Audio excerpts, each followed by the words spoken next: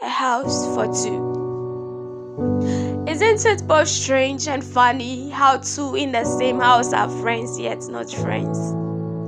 Deep inside me, I have a house for two, and that's my fear and I tell her of my dreams and she shouts, "What has a poor girl to do with dreams?" Then on top of my voice, I would tell her, if I'm able to pay my fees and have my education to this level, then watch me explore the world, and oh yeah, you're invited too.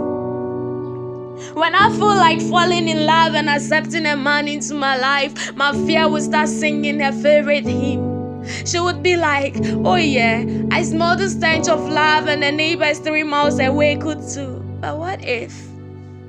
When I feel like this is the right time, person or thing, my sarcastic fellow would echo, "What if?" Like a dramatic echo scene of a clumsy voice of a ghost. And you know, sometimes she's right, and her what ifs, her doubts come true. Be a man and ask me to go out with you, and watch my fear create a gothic scene of dead skulls hovering and hanging in the air. Most times, I rebuke her as the scriptures would say, "Hey Satan, get thee behind me." Then she would chuckle and say, "Hey buddy, I'm not devil with horns and bloody brownie scattered teeth. I'm just created as you, for you, or let me say, created by you." Such a sarcastic fellow. I would then tell her, "Oh yeah, you're a scarecrow instead," and that got me laughing at myself. The last time I was called to the stage to hold a mic, then she started reminding me of how tiny my voice is and how prickly it is as a prickling thorn, that it will make the world go deaf. Because of her, I have to tell myself, stand firm, don't shake, stop rocking, clench fists, and breathe.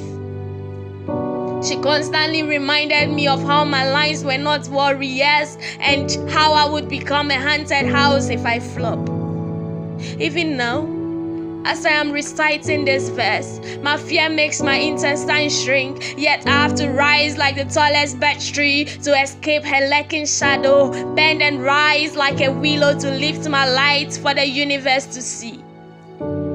My fear is a jealous, jolly fellow and wouldn't allow a stranger between us. She's possessive.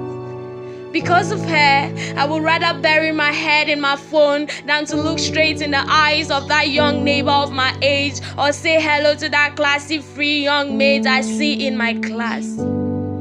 Because of her, I would rather not keep the images of my ex inside, because if I hand her the keys, she would play me an old song of how unworthy I am, how I wasn't valued, or how I didn't receive the attention because he never wanted me, and because of her, I still believe no one would ever want me. Because of her, I would rather sing my sorrows in a blank page than tell it to a neighbor 3 houses away, even if he smells the stench all over, because I'm not sure if he won't laugh behind my back and become the information minister the next day with my melancholy as his powerful CV. What's the point of being a poor girl with dreams who is anxious of becoming magical like the sparkle of a precious emerald? Could she still become the Cinderella of her time? Could she still soar high like a giant hawk?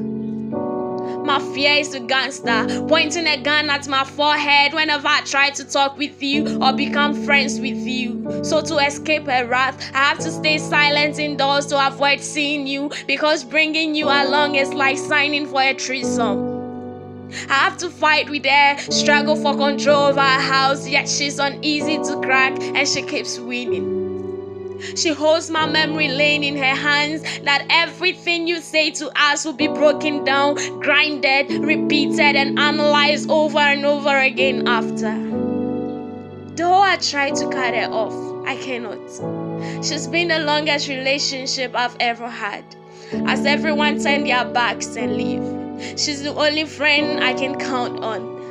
I love her at times because she makes my imagination grow as I compare both sides of the coin before taking a toss. My fear is the only relationship I can count on.